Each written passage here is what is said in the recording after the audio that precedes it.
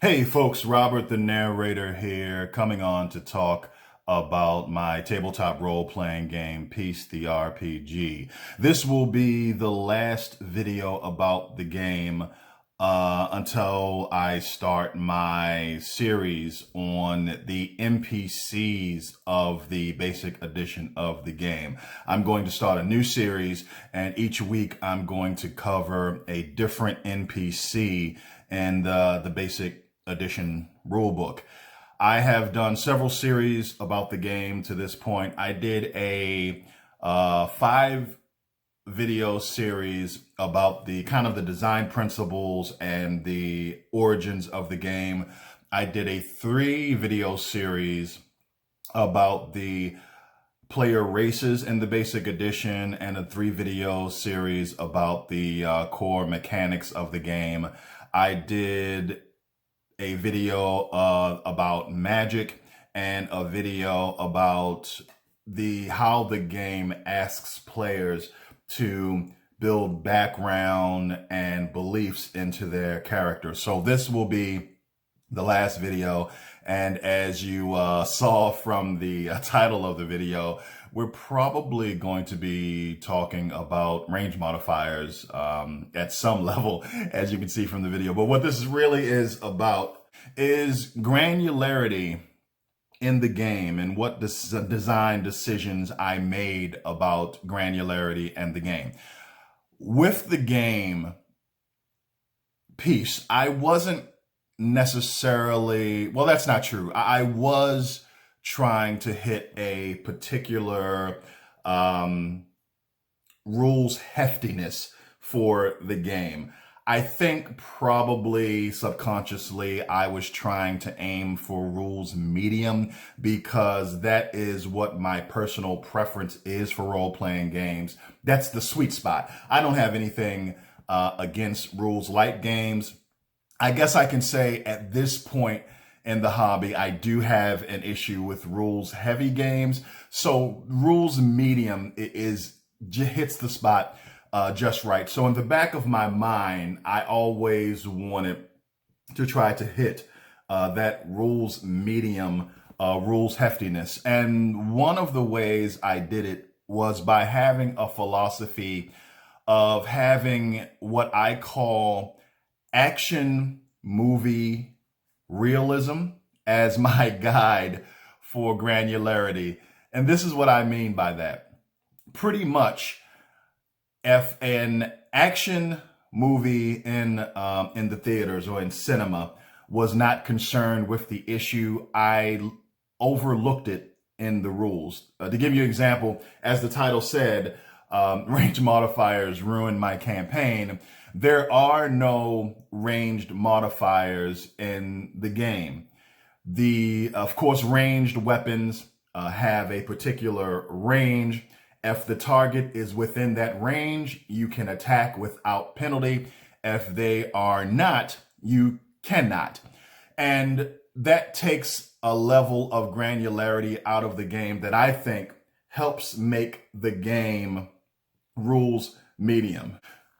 The other thing that I did was I condensed the skills in the game. Now, technically, there aren't really any skills in the game. You don't have the attribute plus skill paradigm in Peace. What you have are a list of what are called attributes, 10 of them.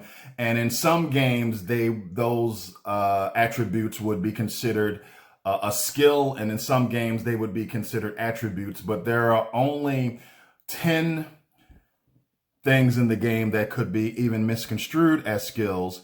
So I wanted the list to be very compact. That is another way that I aimed for rules medium in the system and reduce granularity. For me, even when I was earlier in the hobby and being in the hobby and being a fan of tabletop role-playing games, I really never saw the need or logic behind having a great deal of granularity in your skill system. I didn't see the need to have the drive skill broken down or pilot skill broken down into land vehicles, air vehicles, space vehicles. Again, with Peace, I use the action movie logic to guide my granularity. Unless it was played for comedy, when have you ever seen the hero in an action movie get into a vehicle and say, "Oh no, I don't know how to operate this vehicle. I missed that training"? You never see that. The hero in an action movie is competent if they pick up a weapon or use a computer or jump into a vehicle. They have the appropriate level of training to not take any penalties. Again, sometimes you'll see it played for comedy or drama that they don't know how to operate a particular device. But most of the time, the hero in an action movie is so competent, they know how to operate every device they try to operate. And that is my philosophy with the skills in the game. As a matter of fact, if you have taken a look at the basic edition of the game, you know that there are no weapon skills in the game. There are no weapon proficiencies. Any character, be it a warrior or an adept, can pick up a sword and use it competently without any penalties. The difference between the warrior and the adept is that the warrior can do more tricks with the sword than the adept will ever have an ability to do. Now, I know that some players don't like the fact that role-playing games have removed penalties from the game, and they feel that it is a coddling of the feelings of players in at today's TTRPG tables. But I really don't feel the need to penalize every single move of a character. Instead of saying, if you are a magic user, if you pick up a sword, you take a -4 every time you try to swing it, I designed the game to say, hey, if you pick up a sword, you're not taking a bunch of penalties, but it is far from your best way to attack an enemy. If you pick up a sword as a magic user,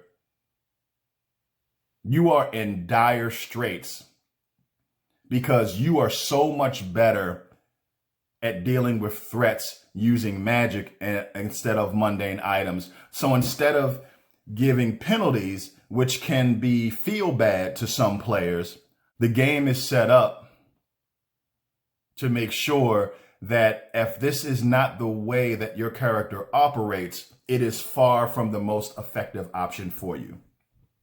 Another piece of granularity that was removed from the game are damage rolls.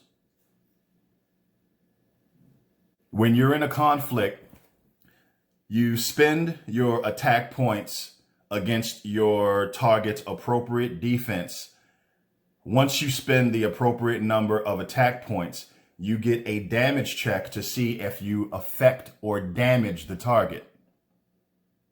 If you do, you deal a fixed amount of damage to the target that can be modified. Removing a damage roll for how much damage the weapon will do removed a level of complexity from the game that I think put the game firmly in the rules medium category. So those are a lot of the steps that I took to simplify the game, to give it a action movie level of granularity, and to simplify things. Well, that is the topic of this video.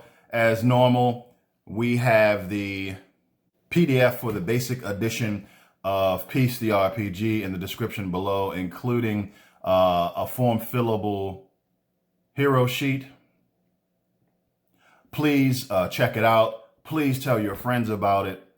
And next week, we're going to start our series on talking about some of the more interesting NPCs in the basic edition of the game. Thanks for checking out this video.